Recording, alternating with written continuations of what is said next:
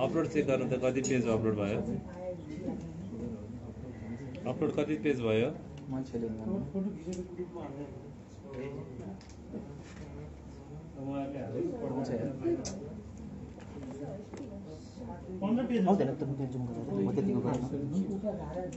पन्ध्र पेज चाहिँ 11 पेज जति हो। 15 पेज आयो र त्यहाँ कुनै रिपिट आयो क्या? केही फरक पर्दैन। ठिक छ।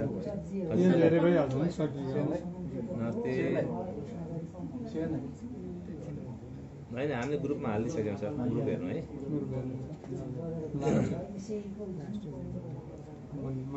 ल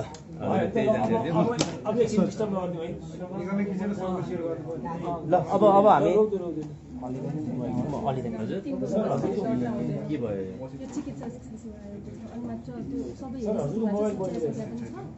मात्र यो दर्ता तपाईँले देखाएर आउनु भन्नुभएको छ। यसको के विषय हो र यो चाहिँ? यो चिकित्सा शिक्षा सेवा आयोगले 4वटा सिट त्यतिकै रिक्त राखेर स्टुडेन्टलाई भर्ना गरेन कि, अनि त्यही स्टुडेन्टलाई भर्ना गराउनलाई फन्डामेन्टल राइट्सको कुरा हक कसरी सिर्जना गर्दैन? एउटा भइसकेछ। तपाईँ को हो र? म उहाँको वारिस हो।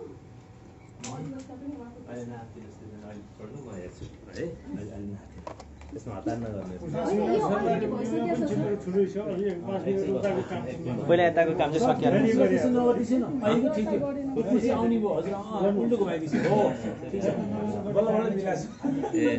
अब मैले हजुरहरूलाई एकछिन हल्ला नगरिदिउँ न है। पढेर सुनाएको राम्रो हो कि हो? यो पढेर सुनाइदिउँ। पढेर सुनाइदिएकै राम्रो। यो त लामै अब हुन्छ। हजुरहरूले सबैले अब खिच्नु चाहिँ यो आवश्यक पनि छ होला भोलि फेरि, होइन?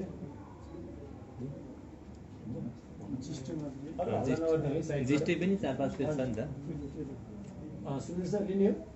हुन्छ सर, रेडी सर। यो पढाएपछि तपाईँहरूको केही क्वेसनहरू चाहिँ त्यसपछि सम्बोधन गर्छु है त। यो पढेरै सुनाइदिन्छु पहिला। सुरुमा हजुरहरू बस्नुहोस् एकछिन। आजको पूर्ण इजलासबाट कोशी प्रदेशका नेकपा एमाले संसदीय दलका नेता हिक्मत कार्की निवेदक रहेको र माननीय परशुराम खापुङ प्रदेश प्रमुखको कार्यालय कोशी प्रदेश विराटनगर प्रत्यर्थी समेत प्रत्यर्थी रहेको आजको यो 80WF0001 नम्बरको उत्प्रेषण परमादेश निवेदनमा आज आदेश आएको छ। यो संक्षिप्त आदेश सर्वोच्च अदालतको पूर्ण इजलासबाट प्राप्त भएअनुसार चाहिँ म यहाँहरूलाई त्यसको बारेमा जानकारी गराउन गइरहेको छु। माथि तथ्य खण्डमा मैले यहाँ धेरै कुराहरू यहाँ पढिनँ। आजको यो निर्णय गर्नुपर्ने विषयहरू अथवा के निर्क्युलमा पुग्यो इजलास भन्ने हिसाबको मात्रै कुराहरू पढ्छु। प्रस्तुत रिट निवेदनका सन्दर्भमा देखाएका प्रश्नहरू सम्बन्धमा निर्णय दिनुपर्ने देखियो भनेर कोशी प्रदेश सरकार गठनका लागि माननीय सभामुख श्री बाबुराम गौतमले समर्थन जनाई मुख्यमन्त्री पदमा नियुक्तिका लागि श्री उद्धव थापाले पेश गर्नुभएको दाबी र तदनुरूप अनुसार प्रदेश प्रमुखबाट गरिएको नियुक्ति कार्य संविधान अनुकूल छ छैन, निज सभामुखले सरकार गठनका लागि गरिएको प्रस्तावमा समर्थन जनाउन मिल्ने हो वा होइन भन्ने पहिलो प्रश्न रहेको थियो। त्यसैगरी दोस्रो प्रश्न इजलासले पहिचान गरेको नेपालको संविधानको धारा 168(2) बमोजिम सरकार गठन भई धारा 168(4) बमोजिम विश्वासको मत प्राप्त गरी सरकार सञ्चालन भई आएको क्रममा पछि विकसित घटनाक्रमको सन्दर्भमा संविधानको धारा 188(2) बमोजिम विश्वासको मत प्राप्त गर्न नसकेको अवस्थामा संविधानको धारा 168 को उपधारा 2 बमोजिम अर्को सरकार गठन गर्न मिल्छ वा मिल्दैन? ग प्रदेश सभाका सदस्य माननीय श्री उद्धव थापालाई कोशी प्रदेश सरकारको मुख्यमन्त्री पदमा नियुक्त गरिएको कार्य संविधान सम्मत छ वा छैन? घ रिट निवेदकको माग दाबी बमोजिम रिट आदेश जारी हुने वा नहुने के हो भन्ने सन्दर्भमा यदि 4वटा प्रश्न मूलतः चाहिँ इजलासले पहिचान गरेको र तिनै प्रश्नहरूमा केन्द्रित रहेर इजलासले आफ्नो रिजनिङ र त्यसमा आदेश गरेको कुरा निवेदन गर्न चाहन्छु। अब निर्णयतर्फ विचार गर्दा कोशी प्रदेश सरकार गठनका लागि माननीय सभामुख श्री बाबुराम गौतमले समर्थन जनाउनु भएको र सो समर्थन व्यवहारलाई समेत ग्रहण गरी माननीय प्रदेश प्रमुखले प्रत्यर्थी श्री उद्धव थापालाई मिति 80/3/21 मा कोशी प्रदेशको मुख्यमन्त्री पदमा नियुक्त गर्नुभएको तथ्यमा विवाद देखिँदैन। प्रदेश सभाका सभामुखको पद राजनीतिक रूपमा तटस्थ र निष्पक्ष रहनुपर्ने, निजले कुनै पनि प्रकारको राजनीतिक पक्षधरता कायम गर्न नहुने, पदको रूपमा रहेको देखिन्छ। प्रदेश सभाको तथा सभामुखको निर्वाचनका सन्दर्भमा निजको कुनै राजनैतिक दलसँग आबद्धता रहेको भए पनि सभामुखको पदमा निर्वाचित भइसकेपछि निजको दलीय आबद्धता कायम नरही निजको हैसियत स्वतन्त्र र तटस्थ अवस्थाको रहनु पर्दछ। प्रदेश सभाका सबै राजनैतिक दलहरू र सदस्यहरूप्रति सभामुखले समदूरी र समान व्यवहार कायम राख्नुपर्ने हुन्छ। सभामुखले प्रदेश सभामा रेफ्री वा अम्पायर प्रकृतिको भूमिका निर्वाह गर्नुपर्दछ। सभामुख वा सभाध्यक्षलाई निष्पक्ष र तटस्थ राख्ने अभिप्रायले नै नेपालको संविधानको धारा 186 मा अध्यक्षता गर्ने व्यक्तिलाई मत दिने अधिकार नहुने तर मत बराबर भएमा अध्यक्षता गर्ने व्यक्तिले आफ्नो निर्णायक मत दिने व्यवस्था गरिएको हो। कुनै खास राजनीतिक दल वा कुनै दलका सदस्यलाई समर्थन गर्नुको स्वाभाविक अर्थ एउटासँग विशेष सम्बन्ध र अन्यसँग भिन्न प्रकारको सम्बन्ध कायम राखेको भन्ने हुन जान्छ। नियुक्तिका लागि समर्थन गर्नेले अविश्वासको प्रस्तावको समर्थनमा पनि समर्थन गर्न पाउने अवस्था आइपर्दछ। संसदीय अभ्यासको तुलनात्मक अध्ययनबाट समेत सरकार गठन प्रक्रियामा सभामुखले समर्थन जनाएको दृष्टान्त पाउन सकिएन। सरकार गठनका लागि सहयोग गर्ने वा अन्य यस्तै कुनै कारण देखाएर सभामुखले निष्पक्षता र तटस्थ रहनु पर्ने सम्बन्धी संसदीय अभ्यासको मर्म, मूल्य, मान्यता, प्रतिकूलका काम वा व्यवहार गर्न मिल्दैन।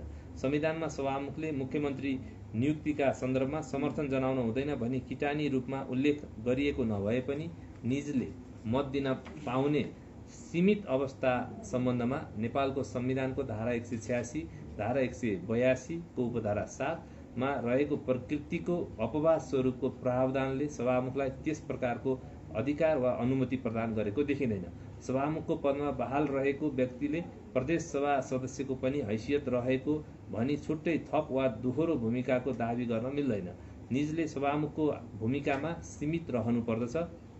प्रत्यर्थी सभामुख श्री बाबुराम गौतमले श्री उद्धव थापालाई मुख्यमन्त्री पदमा नियुक्तिका लागि प्रदेश प्रमुख समक्ष बहुमत सदस्य रहेको देखाउने प्रयोजनका लागि पेश गरिएको प्रस्ताव दावी पत्रमा हस्ताक्षर गरी जनाएको समर्थन संवैधानिक विधिशास्त्र, संवैधानिक नैतिकता, संसदीय अभ्यास र नेपालको संविधानमा रहेका प्रावधान समेतका दृष्टिले उचित, वैध र स्वीकार्य देखिएन। त्यस प्रकारको त्रुटिपूर्ण प्रस्ताव दावी पत्रलाई स्वीकार गरी प्रदेश प्रमुखबाट मिति 2080-3-21 मा गरिएको नियुक्ति समेत नेपालको संविधानको धारा 168 को उपधारा 2 समेतका कानून र संवैधानिक विधिशास्त्र अनुकूल देखिएन।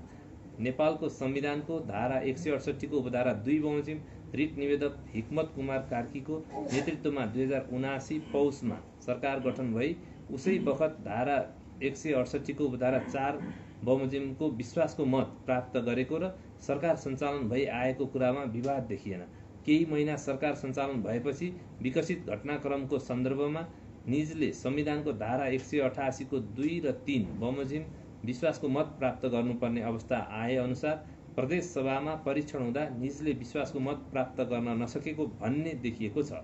यस अवस्थामा संविधानको धारा 168 को उपधारा 2 बमोजिम अर्को सरकार गठन गर्न नमिल्ने कुनै उचित कारण देखिएन।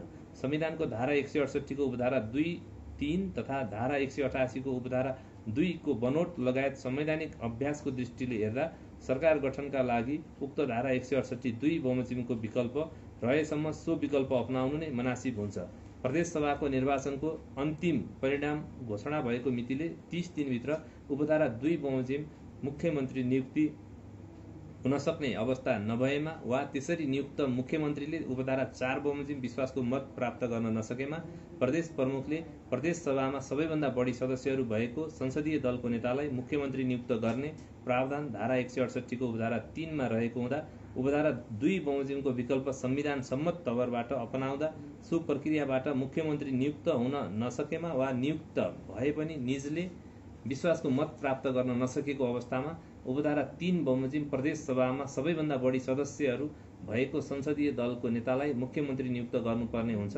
तसर्थ जुन बिन्दुबाट संविधानको प्रयोग र पालनामा त्रुटि भएको हो सोही अवस्थाबाट संविधान सम्मत तवरले प्रक्रिया अगाडि बढाउनु मनासिब हुने भएकाले विवादित विषयका सन्दर्भमा अहिलेको अवस्थामा संविधानको धारा 168(2) बमोजिम सरकार गठन गर्नु नै संविधान सम्मत हुने देखियो। धारा 168 को उपधारा 2 बमोजिम मुख्यमन्त्री नियुक्त हुन सक्ने अवस्था नभएमा वा त्यसरी नियुक्त मुख्यमन्त्रीले उपधारा 4 बमोजिम विश्वासको मत प्राप्त गर्न नसकेमा प्रदेश प्रमुखले प्रदेश सभामा सबैभन्दा बढी सदस्यहरू भएको संसदीय दलको नेतालाई मुख्यमन्त्री नियुक्त गर्नुपर्ने प्रावधानको पालना गर्नुपर्ने अवस्था रहन्छ। अत यसमा नेपालको संविधानको धारा 133 को उपधारा 2 र 3 बमोजिम प्रत्यार्थीहरूका नाममा देहाय बमोजिमको आदेश जारी गरिएको छ। क मुख्यमन्त्री पदमा प्रत्यार्थी मध्येका श्री उद्धव थापालाई नियुक्तिका लागि श्री प्रदेश प्रमुख समक्ष प्रस्तुत गरिएको दाबी पत्रमा प्रत्यार्थी माननीय सभामुख श्री बाबुराम गौतमले हस्ताक्षर गरी जनाउनु भएको समर्थन यसरी पेश भएको त्रुटिपूर्ण दाबी पत्रलाई मान्यता दिई प्रदेश प्रमुखबाट श्री उद्धव थापालाई कोशी प्रदेशको मुख्यमन्त्री पदमा मिति 2080-3-21 मा गरिएको नियुक्ति र तत्सम्बन्धमा भए गरिएका काम कारबाहीहरू नेपालको संविधान प्रतिकूल देखिएकाले उत्प्रेषणको आदेशद्वारा बदर हुने ठहर छ। नेपालको संविधानको धारा 168 को उपधारा 2 बमोजिम अर्को सरकार गठन गर्ने विकल्प रहेसम्म सो विकल्प अपनाउनु वाञ्छनीय देखिएको, उक्त धारा 168 को उपधारा 2 बमोजिम सरकार गठन गर्न मिल्ने नै अवस्था रहेको र जुन बिन्दुबाट संविधानको प्रयोग र पालनामा त्रुटि भएको हो सोही अवस्थाबाट संविधान सम्मत तवरले प्रक्रिया अगाडि बढाउनु मनासिब हुने देखिएको हुँदा आजका मितिले 7 दिनभित्र अर्थात् 2080-4-17 गतेभित्र नेपालको संविधानको धारा 168 को उपधारा 2 बमोजिम प्रदेश सभाको बहुमत प्राप्त गर्न सक्ने प्रदेश सभाको सदस्यलाई मुख्यमन्त्री पदमा नियुक्त गर्नु भनी प्रत्यार्थी कोशी प्रदेशका प्रदेश प्रमुख समेतको नाममा परमादेशको आदेश जारी हुने ठहर छ।